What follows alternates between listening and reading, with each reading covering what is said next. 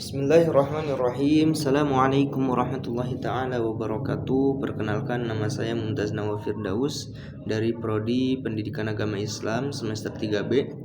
Insyaallah pada kesempatan sore hari ini saya akan menjelaskan atau memaparkan mengenai tugas UAS Filsafat Pendidikan Islam. Tema yang akan saya angkat pada video kali ini yaitu tentang brain root. Oke. Apa itu brain root?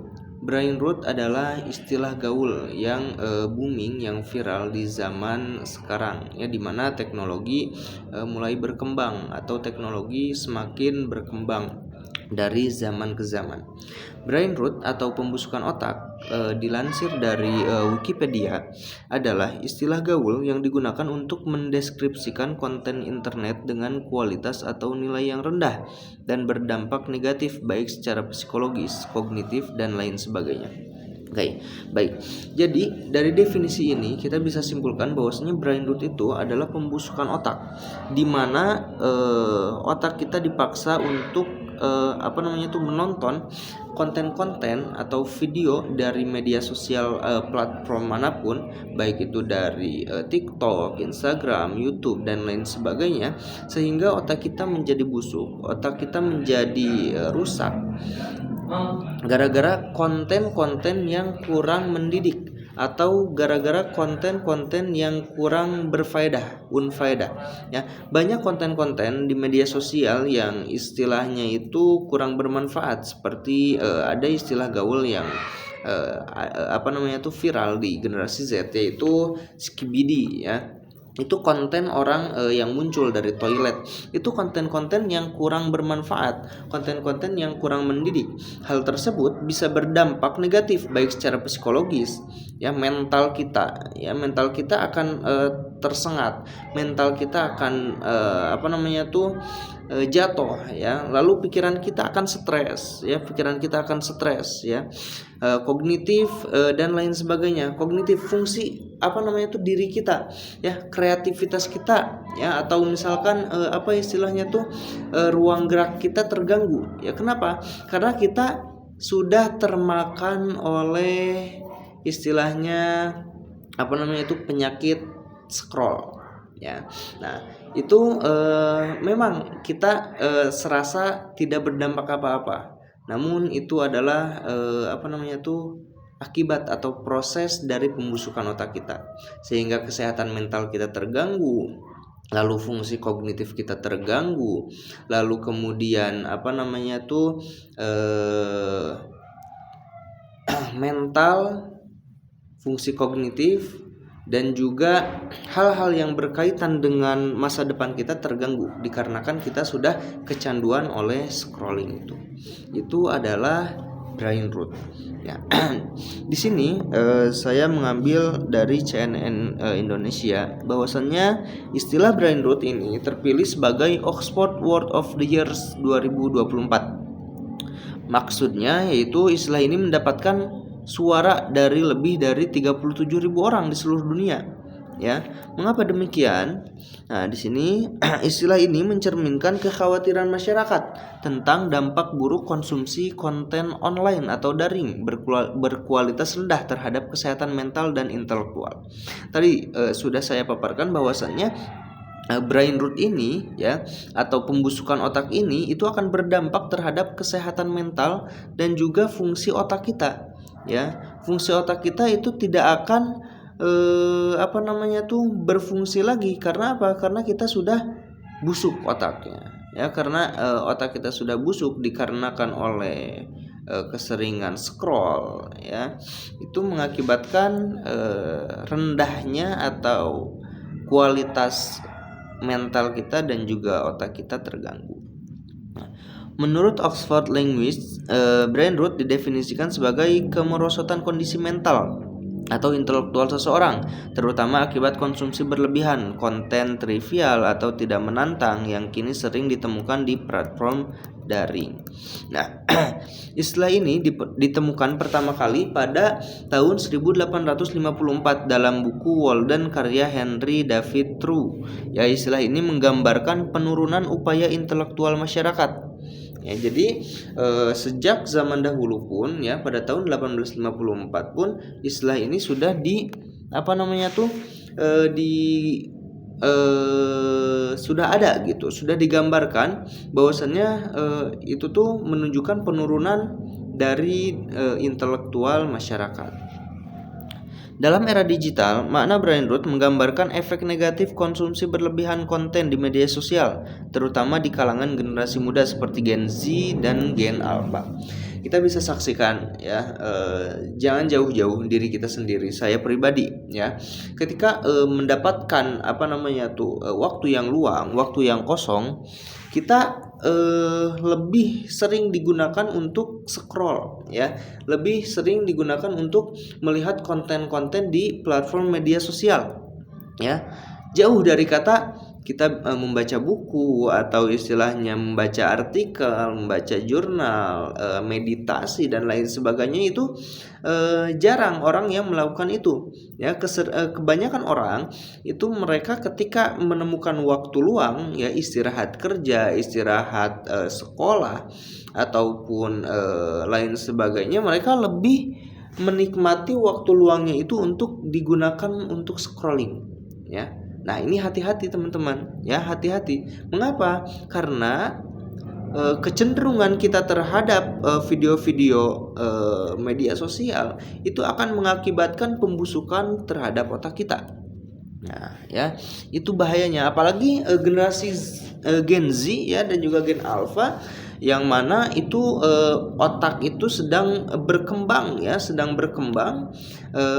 masa pertumbuhannya itu ya pada usia Gen Z dan Gen Alpha. Itu sayang sekali jika digunakan untuk scrolling ya, digunakan untuk scrolling media sosial. Kenapa? Karena nantinya dikhawatirkan dia terjangkit brain rot ini atau pembusukan otak seperti itu. Oke.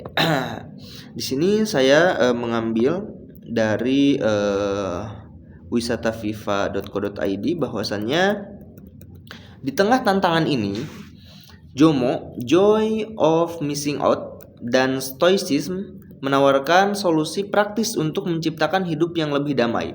Nah, jadi ada dua istilah, yaitu JOMO, Joy of Missing Out, dan juga teori filsafat kuno yaitu Stoicism, menawarkan solusi praktis untuk menciptakan hidup yang lebih damai. Nah, yang pertama yaitu hubungan brain rot, JOMO, dan Stoicism. Nah, ketiga konsep ini saling melengkapi dalam membantu kita bertahan di era digital. Brain rot ya, walaupun brain rot itu ada ya, namun hal tersebut mengingatkan kita tentang dampak buruk teknologi ya. Di sisi lain, teknologi itu membantu kita ya, membantu proses belajar mengajar, membantu mahasiswa dalam mengerjakan soal ya, seperti ChatGPT itu kan sangat membantu ya. Teknologi itu sangat membantu. Namun di sisi lain, teknologi itu berdampak buruk jika tidak digunakan dengan bijak seperti itu. Nah, JOMO menawarkan cara praktis untuk menjauh dari teknologi, dan Stoicism memberikan panduan filosofi untuk menjaga ketenangan di tengah kekacauan ya. Nah, ini apa itu Stoicism ya? Stoicisme ya. Mohon maaf kurang bisa menyebutkannya. Stoicisme adalah aliran filsafat yang pertama kali muncul di Yunani kuno pada abad ke-3 sebelum Masehi. Nah, Stoicisme ini dipelopori oleh Zeno dari Citium. Stoicisme kemudian berkembang dan dipraktikkan oleh beberapa tokoh besar ya, tokoh yang terkenal dalam menyebarkan aliran filsafat Stoicisme ini, yaitu yang pertama Epictetus ya, Seneca, dan juga Kaisar Romawi yaitu Marcus Aurelius. Inti dari ajaran Stoicisme yaitu adalah bagaimana kita bisa hidup selaras dengan alam, menerima hal-hal di luar kendali kita, dan mengendalikan reaksi kita terhadap peristiwa eksternal. Nah, kenapa aliran filsafat Stoicisme ini sangat berpengaruh atau ada kaitannya dengan brain rot ini? Karena di dalamnya itu mengajarkan kepada kita tentang cara hidup damai, ya. Cara hidup kita itu selaras dengan alam, menerima hal-hal di luar kendali kita, ya. Kita tidak bisa istilahnya menghilangkan teknologi di dunia ini, itu kan di luar kendali kita. Maka gimana caranya kita keluar dari hal tersebut, dari zona nyaman tersebut? Kita meditasi alam, ya. Luangkan waktu sejenak, luangkan waktu kita sejenak untuk melihat pemandangan contohnya, atau kita healing ke gunung gitu kan. Kita melihat alam gitu, kita selaras dengan alam, agar kita tidak terjangkit apa yang dinamakan dengan brain rot atau pembusukan otak itu sendiri. Cara menggunakan JOMO dan stoicisme untuk mengatasi brain rot, yang pertama itu detox digital dengan JOMO. Joy of missing out, ya, dimana JOMO mengajarkan kita untuk tidak takut ketinggalan, ya. Nah, maksudnya apa? Kita kan seolah-olah tidak bisa terlepas dari yang namanya gadget, ya. Kita tidak bisa terlepas dari apa yang dinamakan handphone. Nah, JOMO mengajarkan kita untuk tidak takut ketinggalan. Udahlah, kita main HP, kita tidak main HP, hidup mah kita tetap jalan aja gitu. Maka dari itu, matikan notifikasi, tinggalkan media sosial sejenak, dan nikmati aktivitas seperti membaca, meditasi, atau jalan-jalan di alam. Ya, itulah yang yang ditawarkan oleh JOMO, ya, seperti itu. Lalu penerapan prinsip stoicisme, ya. Filosofi stoik, ya, mengajarkan untuk fokus pada hal yang bisa dikendalikan. Ketika menghadapi tekanan digital, tanyakan pada diri sendiri apakah ini benar-benar penting. Jika tidak, lepaskan. Kita tidak bisa sepenuhnya untuk menghilangkan teknologi atau di luar kendali kita. Kita membumi hanguskan teknologi itu sendiri. Itu kita tidak bisa. Maka kita lakukan hal-hal yang kita bisa. Seperti apa? Kita bisa menghilangkan atau istilahnya meninggalkan HP sejenak gitu. Itu kan dikendalikan oleh kita. Kita bisa sebetulnya, tapi kita tidak melakukannya. Kenapa? Karena yaitu mungkin kita sudah setidaknya terjangkit, ya, penyakit brain rot itu sendiri, pembusukan otak, atau kita sudah ketergantungan terhadap gadget itu sendiri, ya. Maka lakukan apa yang bisa dikendalikan, ya. Kita menonton misalkan video yang kurang unfaedah, ya, video yang kurang berfaedah. Kita tanya kepada diri sendiri apakah ini penting, atau ya udah lewat saja, ya. Banyak kok video-video yang lebih bermanfaat, banyak kok konten-konten yang lebih bisa kita ambil hikmahnya dibandingkan dengan kita melihat video-video yang kurang berfaedah. Ciptakan rutinitas digital yang sehat. Batasi waktu layar dan tentukan zona bebas teknologi di rumah seperti kamar tidur atau ruang makan. Nah, jadi ciptakan rutinitas digital yang sehat. Seperti tadi, kita kasih waktu untuk meditasi, kita kasih waktu untuk keluarga, kita kasih waktu untuk diri kita, mata kita, otak kita beristirahat dari apa yang namanya gadget, ya. Untuk apa? Untuk membiasakan diri dari habits yang baik, ya. Ketika kita sudah istilahnya menentukan di jam-jam tertentu kita main HP, di jam-jam tertentu kita olahraga, di jam-jam tertentu kita membaca buku, maka otomatis dengan itu insya Allah kita tidak akan terjangkit oleh penyakit brain rot ini, ya. Oke, mungkin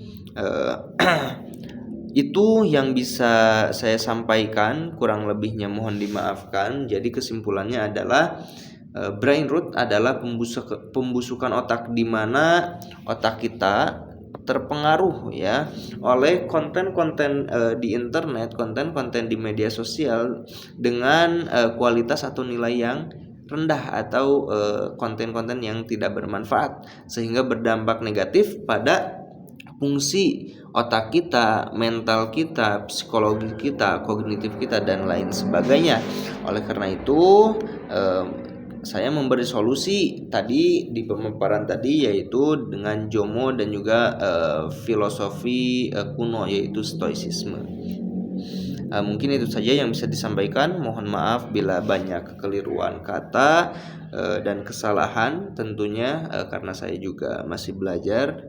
Wabillahi taufiq wal hidayah. Wassalamualaikum warahmatullahi taala wabarakatuh.